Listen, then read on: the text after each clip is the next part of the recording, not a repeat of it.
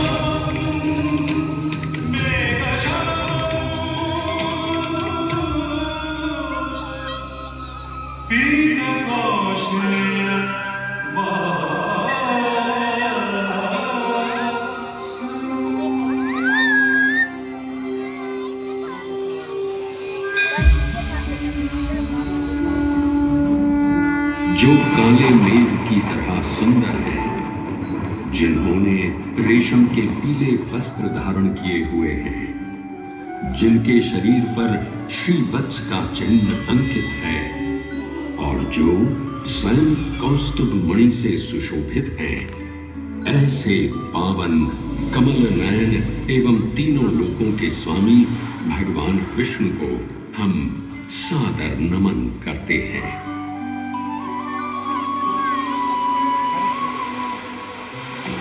आस्था, दिव्यता, इतिहास एवं वास्तुकला का समन्वय हूं मैं। भगवान श्यामला जी को समर्पित पवित्र मंदिर हूं मैं।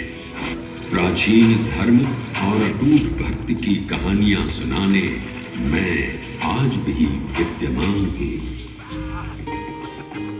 गुजरात के अरवल्ली जिले में प्राकृतिक सौंदर्य के बीच मेश्वा नदी के तट पर स्थित है मेरा ये विशाल प्रांगण, जिसके हृदय में वास करते हैं परब्रह्म भगवान विष्णु।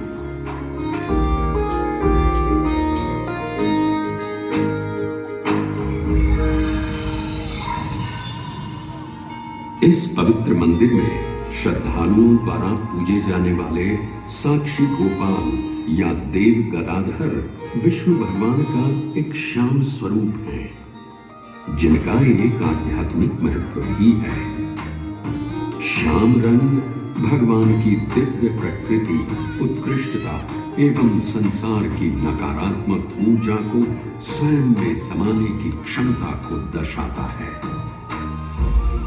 ये त्रिलोकपति भगवान विष्णु के दुर्लभ मंदिरों में से एक है, जिसमें उनके 8वें अवतार श्री कृष्ण के रूप को पूजा जाता है।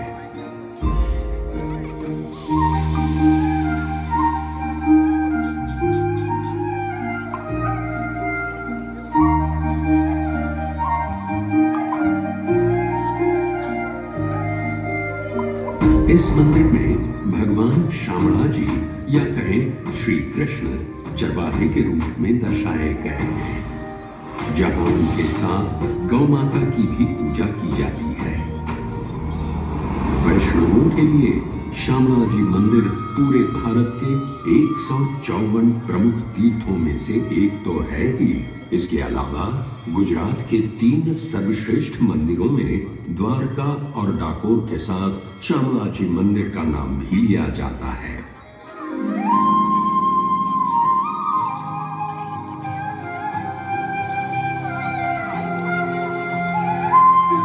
हरी धेनु चराए, आज हरी धेनु चराए आवता।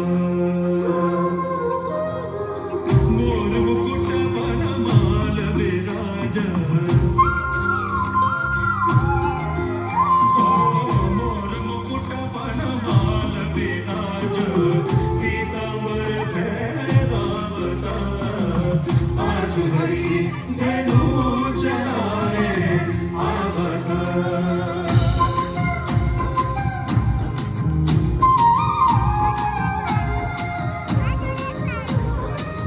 देखत नंद जसोदा रोहिणी, देखत नंद जसोदा रोहिणी, अरु देखत ब्रज रोग, अरु देखत ब्रज रोग। सुर गाइन संग आए, मैया लीने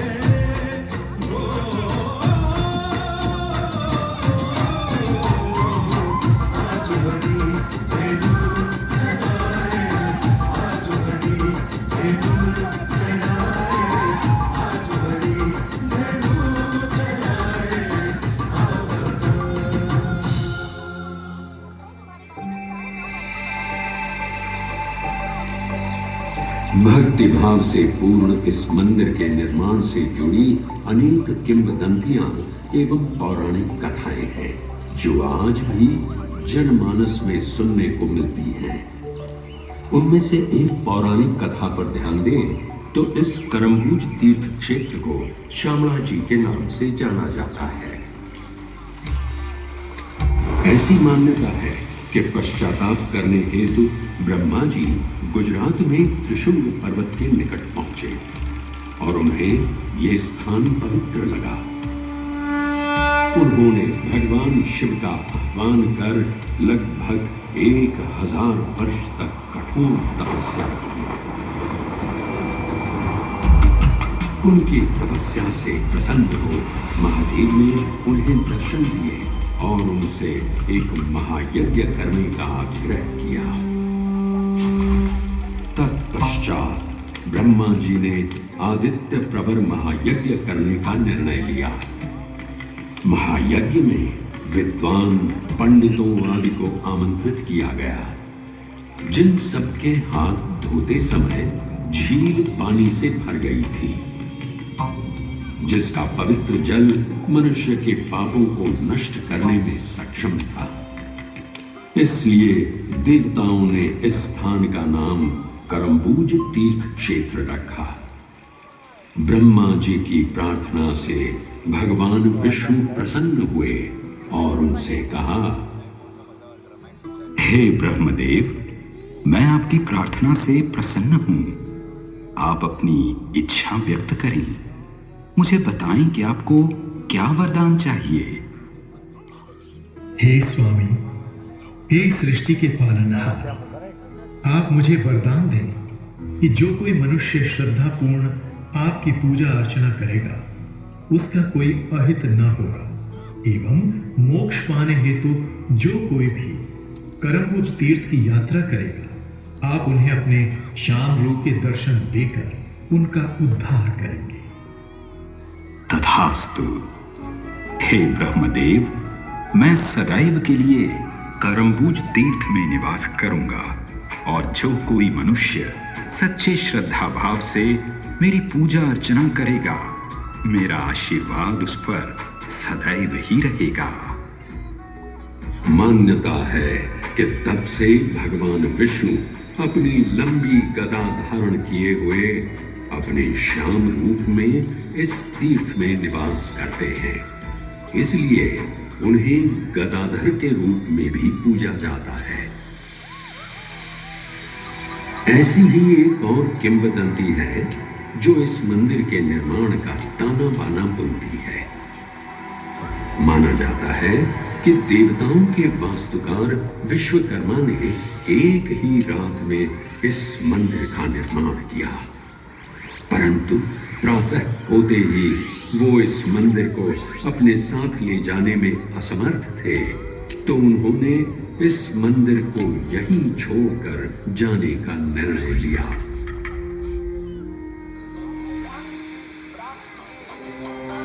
किंवदंतियों से अगर प्रामाणिक इतिहास की ओर चले तो इस कहानी के पन्नों की शुरुआत मौर्य राजवंश से होती है। इसके आगे चले तो देवनी मोरी के पास पाए गए लेखों में कहा गया है कि ये क्षेत्र 4वीं शताब्दी के दौरान कथिक वंश के शासन के अधीन भी हो सकता है। देवनी मोरी के पास खुदाई के दौरान पाए गए प्रमाण इस ओर भी संकेत करते हैं कि यहाँ भगवान शिव की आराधना के साथ साथ बौद्ध धर्म के अनुयायियों का भी वास था।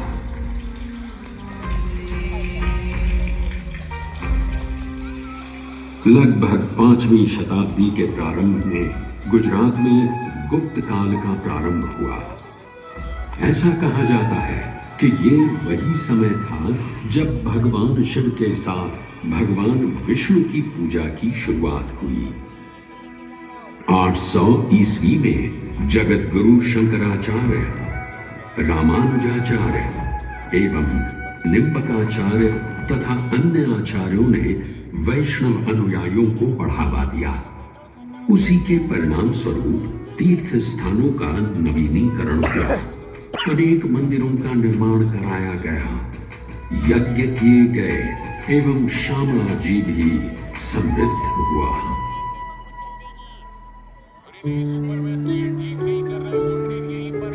उन्हीं मंदिरों के निर्माण में मेश्वो नदी के तट पर हरिश्चंद्रनी चौरी मंदिर का विवरण भी मिलता है। 10वीं शताब्दी ईसा पूर्व में बने इस मंदिर की झलकियां आज भी देखने को मिलती हैं। इस मंदिर में एक आयताकार गर्भगृह के सामने एक बड़ा मंडप स्थापित है, जिसमें 2 समीपवर्ती दीर्घाएं हैं जो सभाओं या अनुष्ठानों के लिए स्थान सुझाती हैं। गर्भगृह की दीवारों पर कोई मूर्ति या नक्काशी अब नजर तो नहीं आती, लेकिन किंवदंतियों को माने तो यहाँ देवी मंगला की मूर्ति स्थापित हुआ करती थी।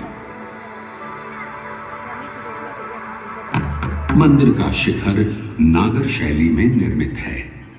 वर्तमान में मंदिर परिसर की दीवारें तो गिर चुकी हैं, लेकिन सजावटी प्रवेश द्वार यानी तोरण अब भी खड़ा दिखाई पड़ता है, जिसे गुजरात का सबसे पुराना तोरण माना जाता है। मान्यताओं के अनुसार राजा हरिश्चंद्र के विवाह स्थल के रूप में भी इस स्थान को जाना जाता है। हरिश्चंद्रनी चौरी नाम से प्रसिद्ध ये मंदिर प्राचीन भारतीय वास्तुकला के प्रमाण के रूप में सदियों से आज भी खड़ा है। समय बदला, दौर बदला। गुजरात में सोलंकी वंश के पतन के बाद एक बुरा दौर शुरू हुआ। तब धार्मिक कट्टरता के आधार पर विदेशी आक्रांताओं ने अनेक मंदिरों को नष्ट कर दिया। राजनीतिक अराजकता के उस दौर में ईडर शासकों ने लगभग 1520 ईस्वी में एक संधि द्वारा इस क्षेत्र को पुनः प्राप्त कर लिया।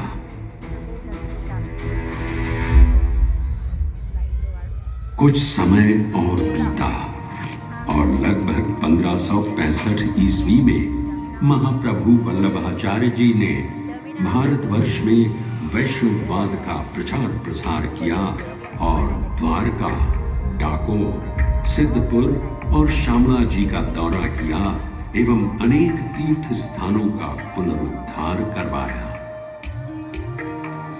महाप्रभु वल्लभाचार्य जी एक महान भक्ति दार्शनिक थे और उन्हीं के प्रभाव से तत्कालीन शासकों ने सनातन धर्म के प्रति उदारता दिखाई थी।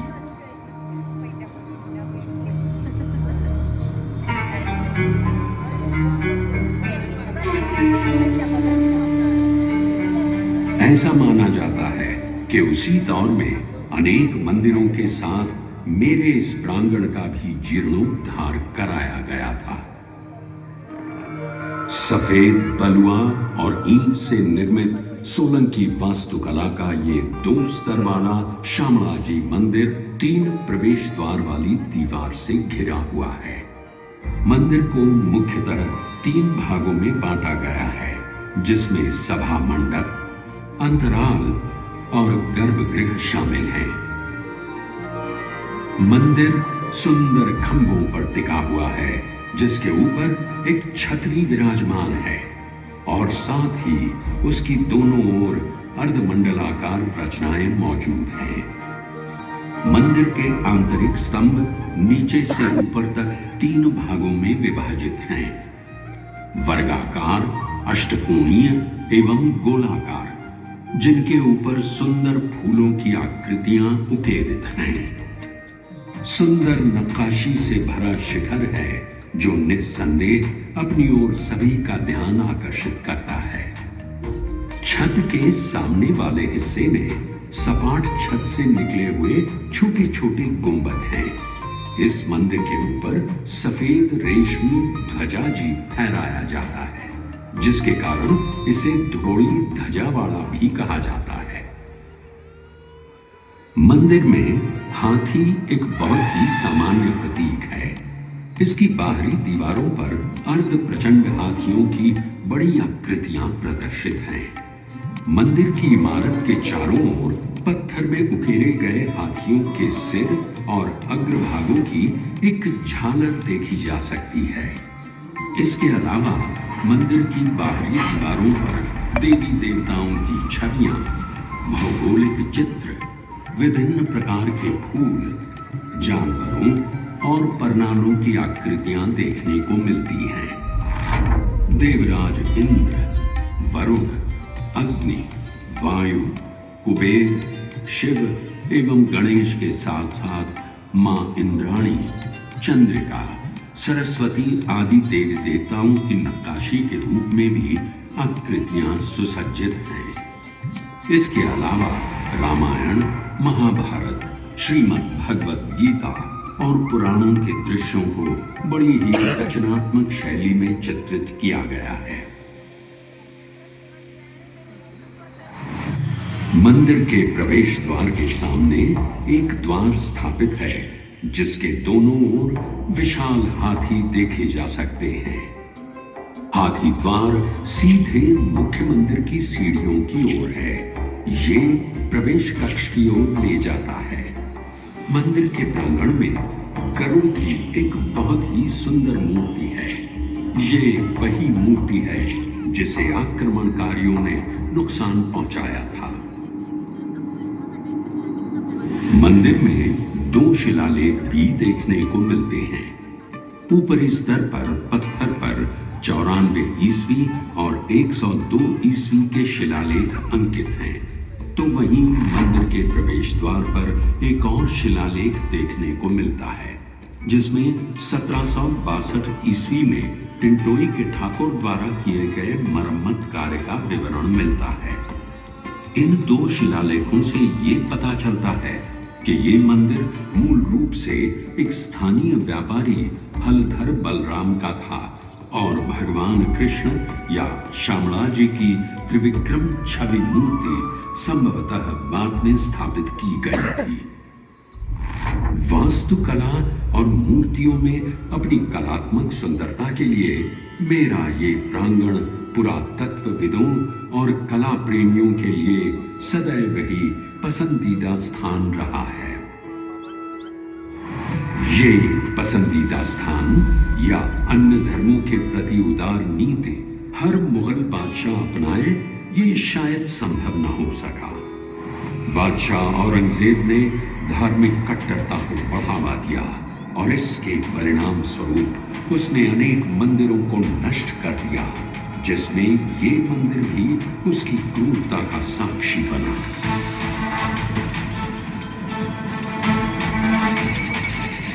ईडर के महाराजा, ठाकुर और राजपूतों ने मुगल सेना का बहादुरी से सामना किया, परंतु वो जीत न पाए। अपने आत्मसम्मान की रक्षा अपने प्राणों से ज्यादा महत्वपूर्ण होती है। शायद यही बात अपने मन में लिए उन्होंने पुनः प्रयास किया और इस बार मुगल सेना को इस क्षेत्र से खदेड़ दिया।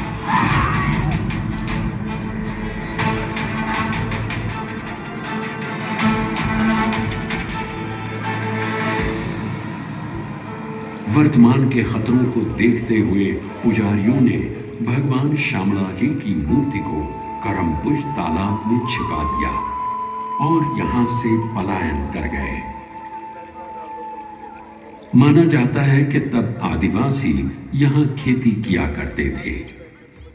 कुछ समय बाद एक आदिवासी को खेती करते समय ये मूर्ति प्राप्त हुई और उसने इसे अपनी झोपड़ी में रख पूजा अर्चना करना शुरू कर दिया।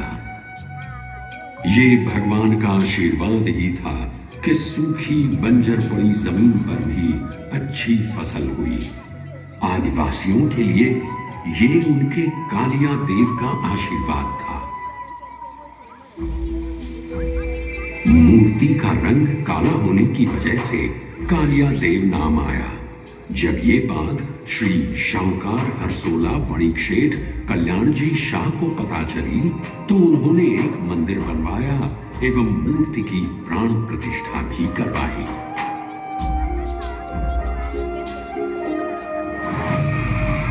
समय अब सनातन धर्म के लिए अनुकूल था। 18वीं शताब्दी में गुजरात में मराठाओं का शासन चल रहा था। ईडर के महाराजा श्यामला जी की ओर पहले से ही आकर्षित थे और उनका मंदिर के प्रति समर्पण प्रशंसनीय था। समय पड़ने पर उन्होंने मंदिर की मरम्मत तो करवाई, साथ ही साथ लगभग 1860 के आसपास मंदिर में श्यामला जी की मूर्ति भी स्थापित की गई। अब एक ऐसा दौर आया जिसने भारत का स्वर्णिम इतिहास ही बदल कर रख दिया। पूरा देश ब्रिटिश हुक्मरानों की गिरफ्त में था।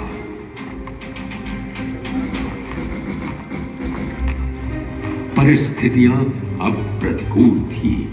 मंदिर पर और कोई आपत्ति न आने पाए, इसलिए ब्रिटिश शासन के दौरान ही ईडर राज्य के शासक श्री केशरी सिंह जी ने इस मंदिर के नियमित प्रबंधन के लिए वैष्णवों की एक समिति बनाई।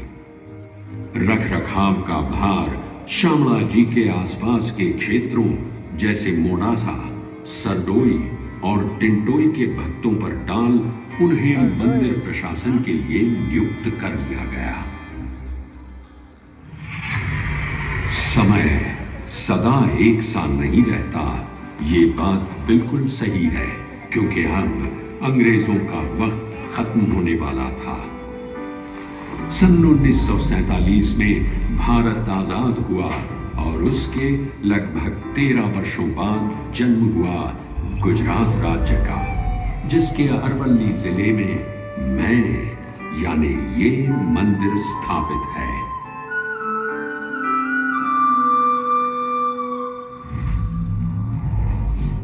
मंदिर का प्रशासन सुचारू रूप से चले, इसलिए ईस्वी सन 1953 में एक ट्रस्ट भी पंजीकृत कराया गया। मंदिर के प्रति निष्ठा रखने वाले कई पुण्यात्माओं ने इस तीर्थ स्थान के सौंदर्यीकरण में अपना अविस्मरणीय योगदान दिया। उन्हीं में से श्री मफतलाल गगलभाई का नाम अग्रणी रूप से लिया जाता है। न केवल उन्होंने बल्कि उनके परिवार के सदस्यों ने भी मंदिर के प्रति अपनी आस्था रखी और श्यामला जी मंदिर का जीर्णोद्धार करवाया और इसे सुंदर मूर्तियों से सजाया।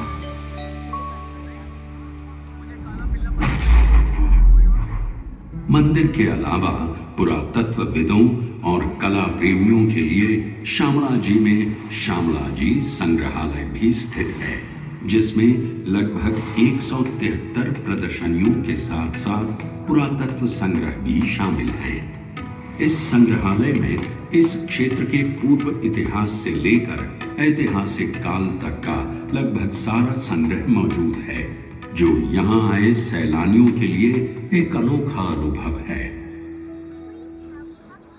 सदियों से गुजरात की इन पावन धरोहरों एवं धार्मिक स्थलों को जीवंत रखने के लिए भारत के यशस्वी प्रधानमंत्री श्री नरेंद्र मोदी जी, गुजरात के लोकप्रिय मुख्यमंत्री श्री भूपेंद्र भाई पटेल जी एवं तत्कालीन गृह राज्य मंत्री श्री प्रफुल्ल पटेल जी ने अपना सहयोग प्रदान किया और आज भी उनका ये सहयोग निरंतर देखने को मिलता है।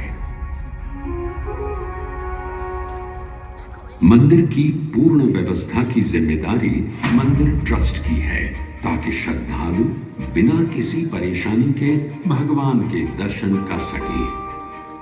मंदिर में त्योहारों का आयोजन भी ट्रस्ट की देखरेख में ही होता है।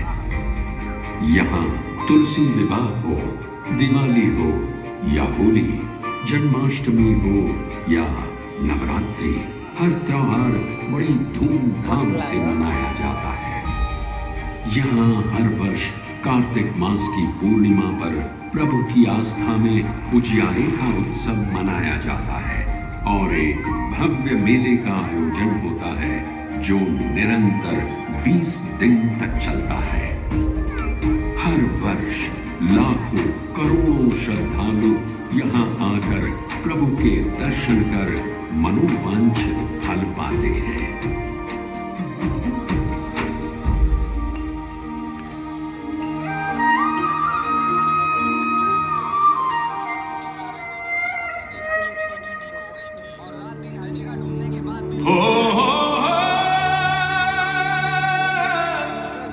मारी हुंडी स्वीकारो महाराज रे, सबरा गिरधारी। मारी हुंडी स्वीकारो